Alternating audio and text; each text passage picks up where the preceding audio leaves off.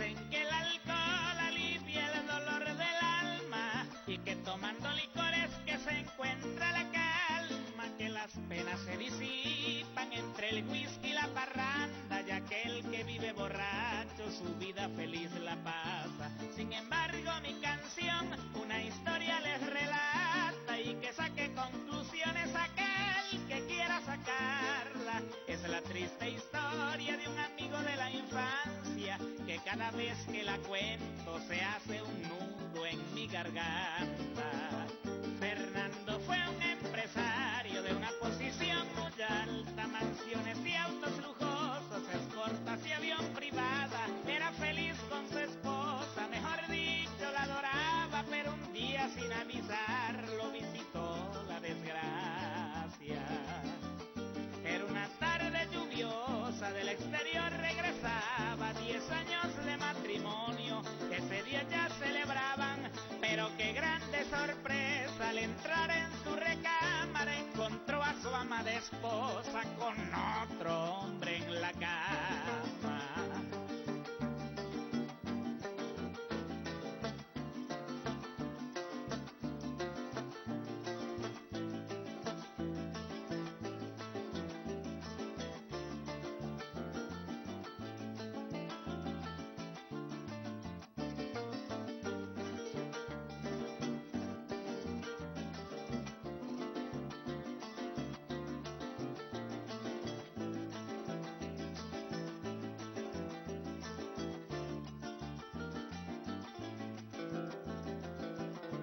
Aquella escena traidora Fernando derribaba y fue tan grande el dolor que sus lágrimas brotaban, y aquel ramo de flores que compró para su amada, destrozando una por una en el piso las tiraba. Su dolor se hizo más grande al oír a su adorada diciendo que por favor que mejor se separaran, que había encontrado el amor que desde hace tiempo buscaba, y aunque Fernando luchó nunca pudo retractarla. Fernando le dio el divorcio y jamás volvió a mirarla. Su vida se hizo pedazos, todos los días la extrañaba, y entre cantina y cantina su fortuna derrochaba, pensando que era la forma para poder olvidarla. Fernando lo perdió todo y en las calles mendigaba, barbudo y con ropa sucia, toditos lo despreciaban. Que esto sirva como ejemplo para aquel que me escuchara, y es que solo Jesucristo sana la herida del alma.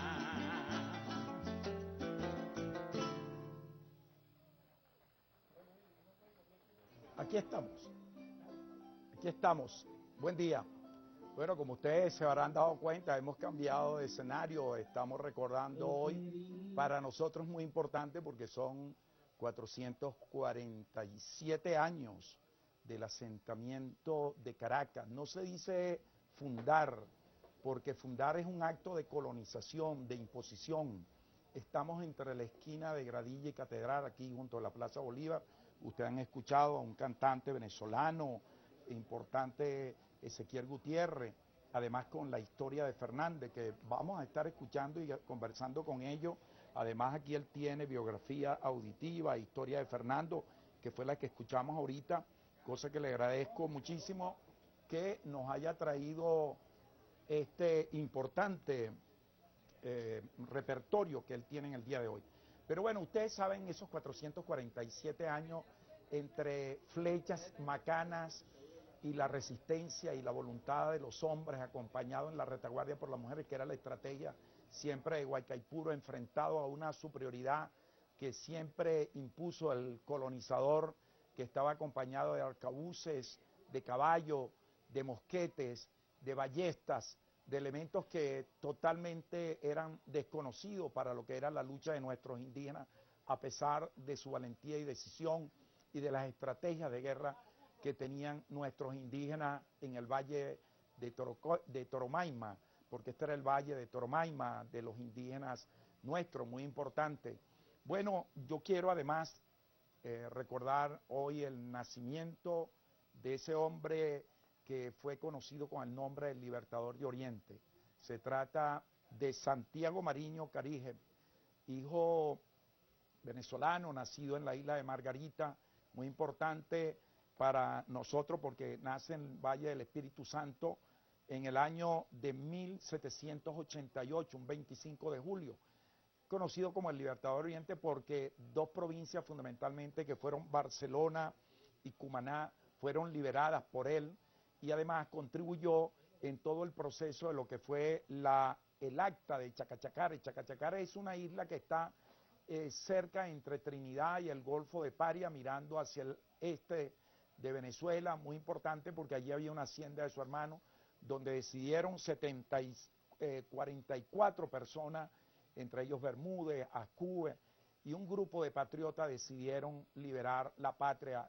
Y bueno, él se consiguió con Bolívar en 1814, en aquella batalla después de Boca Chica, en la victoria para ser reafirmado después de la derrota de la Puerta el 15 de junio, viajan a Jamaica y Haití, donde él, que era el libertador de Oriente, que tenía también una formación y un avance militar y su conocimiento por liberar y garantizar la soberanía, reconoce el mandato de nuestro libertador y la voluntad de que sin la unidad, muy importante hoy, por eso quiero recordar, no era posible que pudiéramos avanzar, y sin la organización.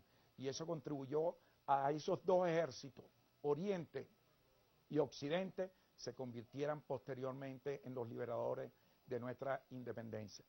Ustedes verán, pues esto es parte del paseo, lo que se ha rescatado de la vivencia, la convivencia, como tienen que rescatarse los espacios, no para el consumismo, sino para llevar la vida, para hacer la vida mucho más agradable, que es lo que ustedes ven en el deambular de los venezolanos, entre estas esquinas, cerca de lo que es el Palacio, de lo que representa la alcaldía, pero de la Plaza Bolívar además.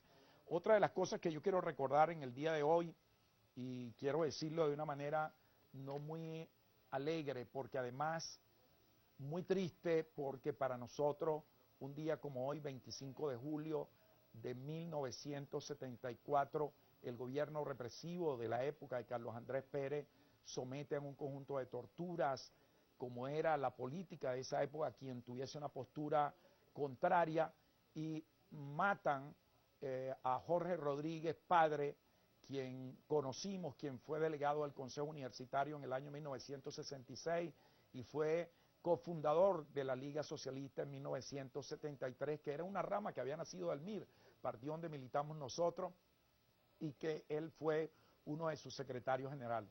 Jorge Rodríguez fue un dirigente angular de referencia para nosotros muy importante, y hoy queremos recordar esos 38 años. Quizás si lo estuviésemos aquí presente, estuviese a los 72 años dándonos su experiencia y sus aportes. Otro elemento que quiero decir rápidamente es la violación al Convenio de Viena del 61, la Convención de Viena en las relaciones diplomáticas, y la imposición de todo un expediente para violentar la soberanía y la libertad que tenemos los venezolanos, como es el caso del general para nosotros retenido en este momento, como han querido construirlo, igualmente contra otros de nuestros gloriosos generales de nuestro ejército. Y yo creo que eso nosotros tenemos que estar atentos, sobre todo de esta relación que tenemos ahora en el Caribe, Aruba, Curazao, toda San Martín, Bonaire, que son parte de las Antillas neerlandesas, de ese pueblo de los tulipanes, de donde vino precisamente, de Curazao, Aruba, donde vinieron Brión y vino Piar a combatir precisamente acá. Y recordar finalmente que un día como hoy reconoce Israel, devuelve a Egipto lo que fueron parte del Sinaí, así como también la firma por la existencia en 1982 del reconocimiento de manera solidaria con el pueblo de Palestina, de la existencia del gobierno de Israel, cosa que parece que no ha valido absolutamente de nada, y finalmente en el año 95 la firma por la paz de Israel y Jordania. Y estos recordatorios son muy importantes porque estamos frente a esta situación en este momento. Vamos a hacer una pausa y ya venimos con nuestros invitados para hablar de estos 447 años de haber creado el asentamiento precisamente de los Caracas, porque Santiago era el santo de la guerra para esos señores. Ya volvemos.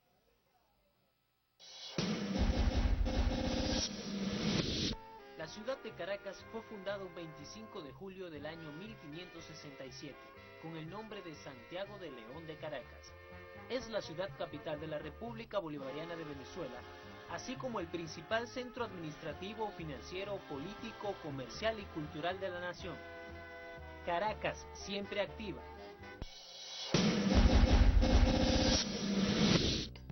Ya regresamos con Hoy en Contexto.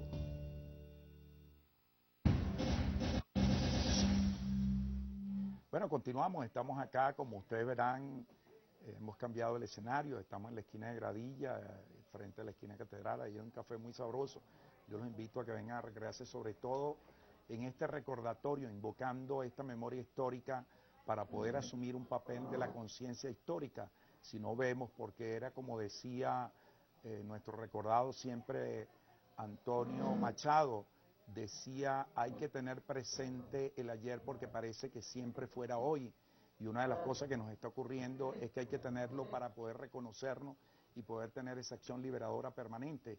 Bueno, estamos aquí compartiendo, son 447 años de recordatorio de aquel asentamiento que casi fueron 60 años de resistencia de nuestros indígenas, Tiuna, Guaycaipuro, todos quienes Tarma, todo ese grupo Naiguatá, quienes estuvieron en este territorio. Eso lo vamos a compartir con nuestros invitados.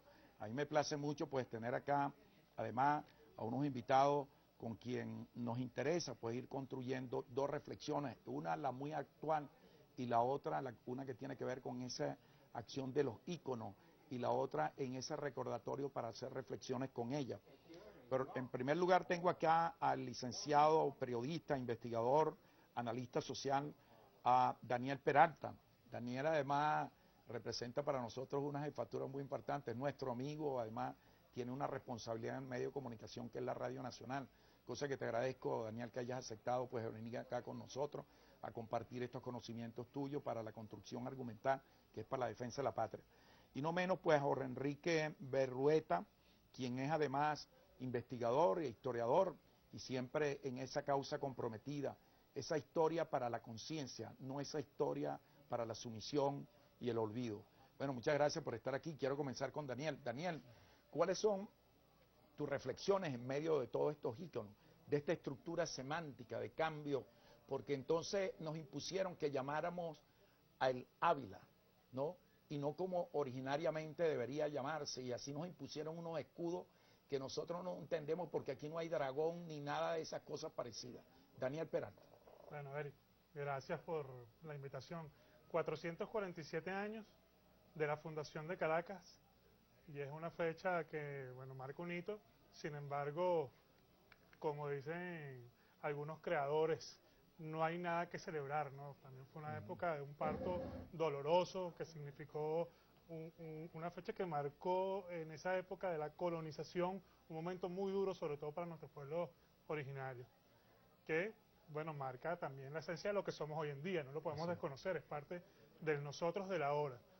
Pero Caracas puede celebrar hoy, 2014, luego de 15 años de revolución, de manera distinta. Hoy se celebra, hoy se vive la ciudad de una manera muy distinta. Estamos en una esquina maravillosa de esta ciudad. Hemos pasado por un proceso de recuperación de lo nuestro, de lo propio, de los íconos de la ciudad a partir de un proceso también bastante fuerte. Esto estaba sepultado por comercio informal, porque las medidas neoliberales impuestas a los gobiernos de la Cuarta República pues habían hecho de nuestra ciudad una ciudad que está en descomposición y que se comienza a recomponer desde el socialismo y comienza a rescatar ¿desde dónde? Desde nuestros íconos. Y rescatamos a Bolívar, y rescatamos nuestras plazas más importantes, y nuestro sitio neurálgico de la ciudad, la zona más importante, y a partir de ahí estamos reconstruyendo nuestra identidad como caraqueños. Así que hoy celebramos a lo grande, con espacios culturales como los que se ofrecen en la Plaza Diego Ibarra, y que el día de hoy va a haber un evento magnífico como los eventos que se han desarrollado últimamente en Revolución en estos espacios. Así que bueno, hoy estamos los caraqueños, las caraqueñas y los venezolanos en general celebrando eso, nuestro rescate. Somos caraqueños.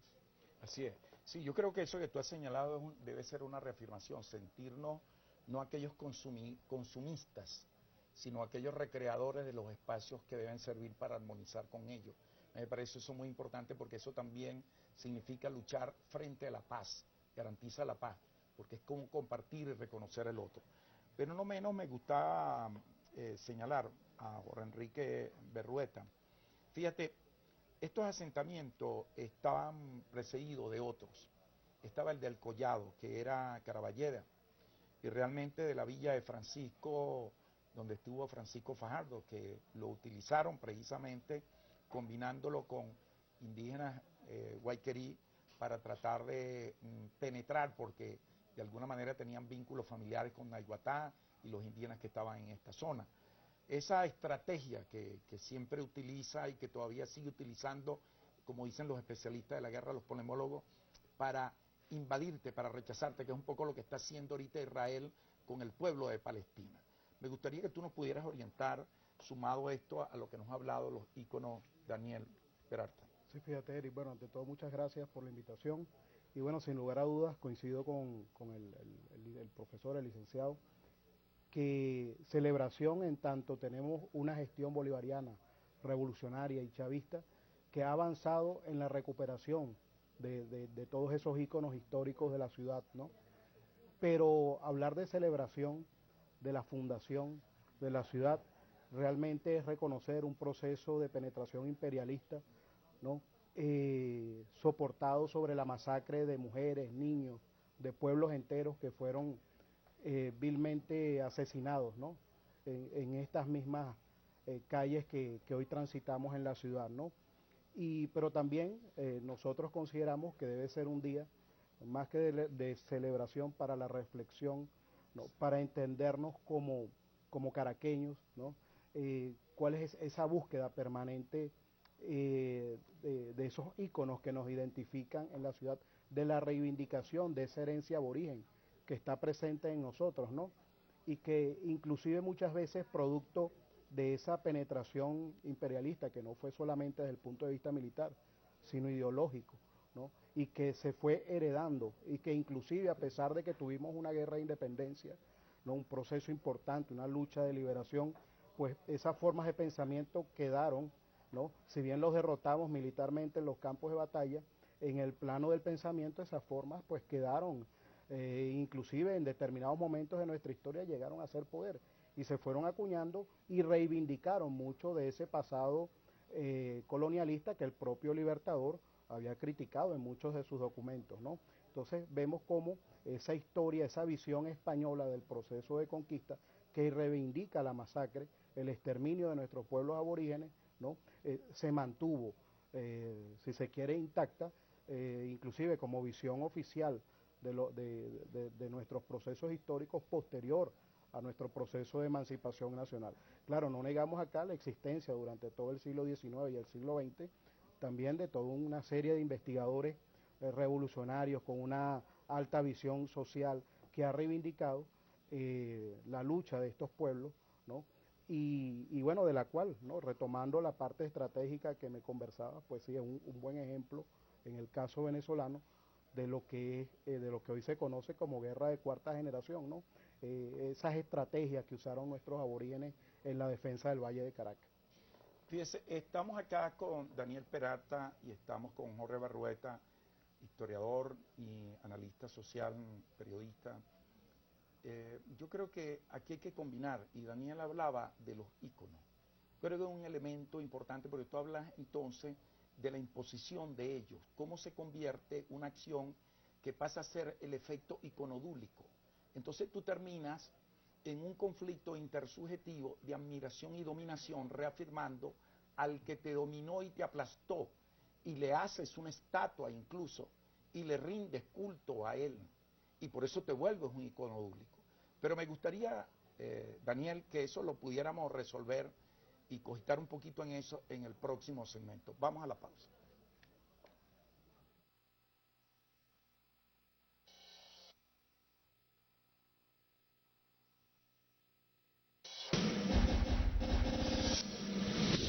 Caracas se encuentra ubicada en la zona centro-norte costera del país, a unos 15 kilómetros de la costa del Mar Caribe y se sitúa dentro de un valle montañoso a una altitud promedio de 900 metros sobre el nivel del mar. El Parque Nacional Guaraíra-Repano es su mayor pulmón vegetal y es el accidente geográfico que separa la ciudad del litoral central. Caracas, céntrica y rodeada de naturaleza.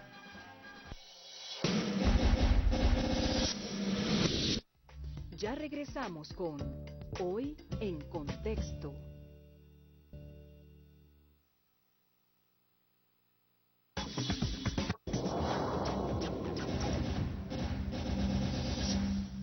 Bueno, continuamos, estamos acá con nuestros invitados compartiendo este recordatorio del asentamiento de Caracas, 447 años. Son casi 6 generaciones, si lo vemos desde el punto de vista de la estructura de la vivencia etaria. Y yo estoy acá con Daniel Peralta, quien es periodista, analista social, además tiene responsabilidad dedicada a la investigación en el área de la comunicación. Daniel Peralta se ha dedicado a interpretar sobre todo lo de los íconos, que son elementos fundamentales en esto de la relación, porque por ahí es donde nos van inoculando y nos hacen una nueva colonización en lo cultural. Pero también con el historiador e investigador Jorge Enrique Berrueta. Jorge Enrique Berrueta, yo quisiera dejarte un planteamiento. Fíjate, hay elementos que uno siempre tiene que analizar, y lo conversábamos aquí, ¿no? Como un señor como Diego de Lozada, ¿quién es Diego de Lozada? ¿Cómo aparece? Cuando llega aquí, lo que ocurre, y la significación de algunas cosas allí importantes, porque muy poca gente recuerda el valor de la batalla de Macarapana, ¿no? De Maracapana, porque Macarapana es en el estado Sucre, y Maracapana es aquí cerca de donde queda la laguna de Catia, cerca donde está el mercado, ahí era Maracapana, porque es bueno ubicarnos hoy dónde era eso, ¿no? Porque la entrada antes de Caracas era una por aquí arriba y la otra era por el lado donde venía la Junta, toda esa zona que hoy conocemos hacia el lado de Caricuao. Fíjate cómo eso marcó la posibilidad de ellos, a partir de esa derrota que imprimen a nuestros indígenas, el avance para los asentamientos que ellos van a crear, porque esto fue una zona de mucha resistencia, por eso el reconocimiento a nuestros indígenas, a Tiuna que murió allí, a Huaycaipuro y a todos aquellos procesos que nosotros tenemos que recordar hoy. Sí, inclusive, fíjate, ahí tendríamos que hablar de 3 procesos, ¿no? Uno, que es el que se lleva a cabo a partir de la penetración con Francisco Fajardo, ¿no? Que es quien inclusive funda el Hato de San Francisco, ¿no? Un poco utilizando un mestizo que tenía parte de sangre española indígena, logra penetrar acá, y luego lo que fue el proceso de Rodríguez Suárez, que funda un pueblo, no una villa, la villa de San Francisco. Fundación que de hecho hay una real cédula donde se reconoce esa fundación, por cierto, ¿no? Pero claro, es verdad, ¿no? Hay estudios donde desde el mismo derecho español, pues si tú no lograbas mantener una fundación, pues esa se fenecía en el tiempo, ¿no? Y el tercer proceso es el de Diego de Lozada. Y cuando tú ves la distancia entre ellos, salta a la vista, oye, esta tierra costó conquistarla, ¿no? Estamos hablando de Francisco Fajardo en 1560, Rodríguez Suárez en 1562. Por cierto, un hecho interesante con Huaycaipuro, mucha gente se pregunta, bueno, ¿y qué llevó a Huaycaipuro a convertirse en el líder de la resistencia indígena del Valle de Caracas? Bueno, un episodio que quizás a veces queda perdido en las crónicas, en las narraciones, ¿no? Que es el hecho de que en la famosa loma de Terepaima, ¿no? En ese enfrentamiento que se da, en el cual cae muerto Rodríguez Suárez, él surge como figura mística, especial, Huaycaipuro, porque logra despojar al español de un arma emblemática, que es la espada, ¿no? Entonces cuando en alguna iconografía que se utilizó salía esa figura del indio con la espada, evocaba ese acto del aborigen que logró, ¿no?, derrotar al español con todo este desarrollo tecnológico que ellos traían para la época, ¿no?, que fue clave para la toma de Caracas. Y bueno, comienza esa figura de Huaycaipuro a sonar su nombre en todos los pueblos y se logra avanzar hacia una confederación de pueblos indígenas en torno a la resistencia, ¿no? Y tú ves cómo del 62 pasamos al 67 con Diego Lozada, ¿no?, ese proceso, y bueno, de todas las cartas, toda la documentación que, bueno, que se respalda en nuestro Archivo General de la Nación, en el Archivo Histórico de la Ciudad de Caracas, pero también en otros repositorios documentales de información, particularmente en los archivos españoles. Tú ves el miedo, el temor, cuando aplicas análisis de información a la documentación que tenían los españoles frente al pueblo Caracas, por lo belicoso, lo aguerrido, no tenían miedo. O sea, era gente insurgente, rebelde, bueno, y una vez se sonríe porque dice, oye, así somos los caraqueños, ¿no? Contestatarios, inconformes, insurgentes, rebeldes, y bueno, más guapos para cuando hay situaciones donde hay que dar la cara y asumir los retos, ¿no? Y más si es en revolución. No, y hay que verla en qué contexto estaba eso en ese momento. Porque si uno ve en qué momento se encontraba, por los acuerdos que había hecho Carlos V, prácticamente había arrendado a lo que era la provincia, que casualmente el límite estaba precisamente en el valle, allí en lo que correspondía en Maracapana, hasta lo que era la Vela de Coro, para ese momento porque se lo entregan a los Huerzas, que eran unos millonarios, ¿no? Que era gente que tenía y que le había prestado dinero y que los tipos habían violentado normas. Pero nos gustaría, Daniel, esa reflexión a lo que siempre tú señalas en el valor de posesionarnos, los íconos, y cómo la gente ha cambiado y va cambiando, porque eso es un acto a veces inconsciente, ¿no? Me habías dejado más junto con eso la tarea de cómo hacer, de cómo solucionar. Bueno, esto es un proceso histórico, Así esa es. dialéctica. Bueno, aquí se instaló, a partir de la colonización, el paradigma occidental, de la cultura occidental. Y eso nos hace ser lo que somos hoy. Sin embargo, también nos hace ser lo que somos hoy, ese pueblo aguerrido y ese pueblo indígena aguerrido que puso tanta resistencia y que llevó un proceso tan violento como el que se vive acá. Sí. Y tenemos hoy, ya no tenemos el Ávila, tú lo decías al comienzo, tenemos el Guaraíra Repano, y tenemos que pensar además en cómo seguir construyendo nuestra identidad, nuestros íconos. ¿Cómo lo hacemos? ¿Y cómo lo hacemos? Bueno, aquí hay un trabajo que vienen haciendo las autoridades del gobierno del Distrito Capital y del municipio de Libertador, muy interesante, Jorge Rodríguez, Jacqueline Farías, con incorporación del Poder Popular, pero creo que ahí está la clave, en que tenemos que salir a la calle, discutir con la gente y comenzar a plantear y ver y reconocernos, conocernos y reconocernos e ir afianzando esa identidad y construyendo nuevos elementos identitarios propios, nuestros, desde lo que ya somos también, desde el paradigma de la sociedad occidental, pero tenemos muchos íconos que rescatar propios y tenemos muchos íconos que ir deslastrando y dejando a un lado que nos han impuesto, la gran industria cultural transnacional, que las tenemos muy presentes. Sin embargo, hoy podemos ver en Caracas gente orgullosa de Guaycaipuro, gente orgullosa de Tiuna, gente orgullosa de Bolívar y de Miranda, cosa que hace pocos años no lo veíamos. No, y además identificarlo, eso que tú has señalado, porque en el segmento anterior cuando tú señalabas, sí es la identificación, porque eso para nosotros es la vida cotidiana. Porque cuando yo empiezo a reproducir aquello que lo hago hasta como acto inconsciente, estoy cosificado por el pensamiento dominante. Pero tú decías una cosa, cómo yo pasar por la Plaza Ibarra y no era aquel desastre que me desvalorizaba, me mataba la estima incluso. O aquí cerca, caminando hacia la Plaza del Venezolano también, y esta misma zona, que es una zona tan emblemática, está lleno de comercio informal de una manera tan abrumadora que no te permitía disfrutar de estos espacios. Y ahora viene como unos espacios de recreación y disfrute que son nuestros propios y que construyen nuestra identidad, que nos diferencia del resto del mundo. Aunque seamos muy amigos y muy colaboradores, nosotros somos caraqueños, nosotros somos venezolanos.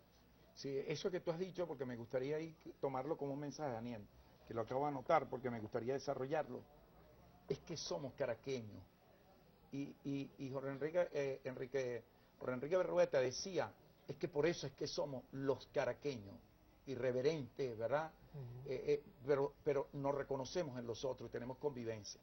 Y eso lo llevamos a pesar de que nos hemos ligado, de que hemos intercambiado con el negro, con el indígena, con el blanco que estuvo acá, nosotros seguimos conversando. Y yo creo que ese es uno de los íconos importantes para darle identidad. Porque si alguien, a ti decía antes, yo soy de Caracas, ¿no? Pero era solamente un hecho de modernismo. Es como decía el centro del conocimiento, y más nada. O donde estaba la modernidad y más nada. Hoy parece que es otra cosa. Es otra cosa, además, no solo caraqueños, sino venezolanos. Y hoy somos venezolanos y aquí están las puertas abiertas para todos y para todas. Ok, bueno, Yo quiero darte las gracias, Daniel, me han dicho que tú tienes la responsabilidad y gracias por verdad haber tomado este tiempo, por lo menos estos 18 minutos de venir a compartir con nosotros acá. Sé de tu responsabilidad en la comunicación y especialmente en esta guerra que tiene un efecto estocástico, que no lo ve.